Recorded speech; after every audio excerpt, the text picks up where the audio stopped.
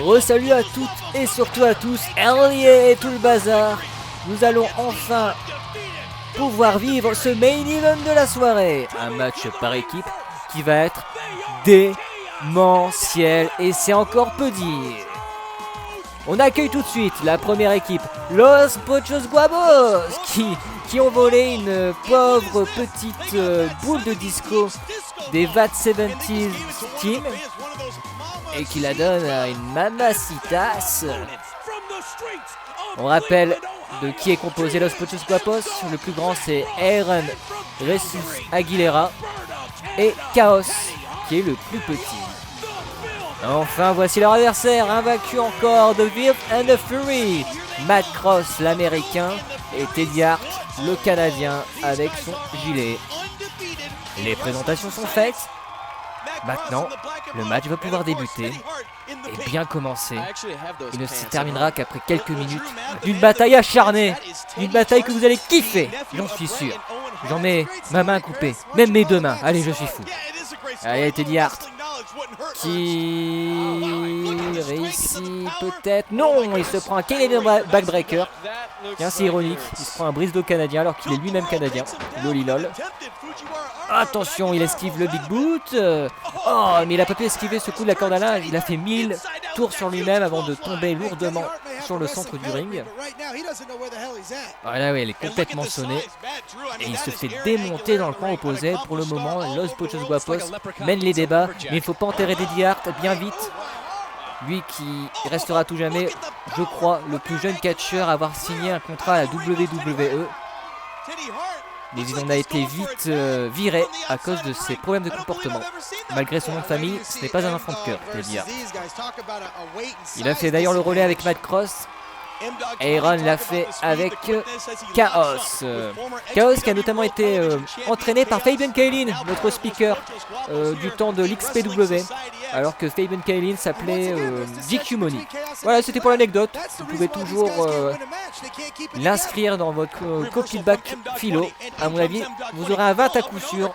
Allez, Matt Cross qui esquive, quelle belle esquive, quel beau coup de pied, quelle belle projection. Oh, le coup de la corde à linge de Chaos qui a pour le coup mis KO Matt Cross. Matt Cross va-t-il pouvoir se réveiller? Oui, il s'est bien réveillé avec cette belle pirouette, avec cette belle esquive. Peut-être un pendulum kick? Non, rien de tout cela, il l'a balayé avant de l'écraser. Allez, le tombé. 1, 2, non là, trop présomptueux le Canadien. Le Canadien, non, l'Américain. Le Canadien, c'est bien Teddy Hart. On soit bien clair. Et là, par contre, c'est bien clair. C'était un jumping cutter. Presque un RKO, comme nous l'a fait Randy Orton. Du côté de la WWE. Ah, Chaos, une fois de plus, continue à draguer une mamacitas alors que Chaos voulait faire le tag, décidément. Ils auront toujours des problèmes ces deux-là. Oh, le standing drop kick. Chaos qui passe par-dessus les câbles. Ils ont pété un câble et ce serait bien qu'Aguilera se concentre sur le match. Et Chaos qui vient l'engueuler en disant concentre-toi, voyons, concentre-toi sur le match. Et bien mal lui en a pris car il vient de se faire démonter par cette voltige. Oh, mais décidément, il n'apprendra jamais Aaron. Oh, et Teddy Hart a failli nous faire une Human Tornado en tombant sur les spectateurs.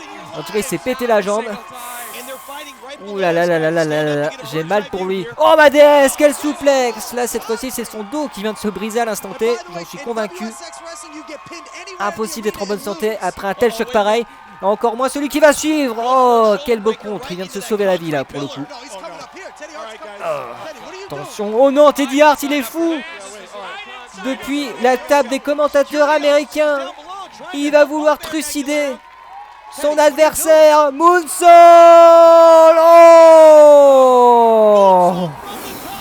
Oh, ma déesse. Oh, et attention, le shooting star press esquivé sur le ring. Chaos qui va reprendre la boule de disco et l'exploser.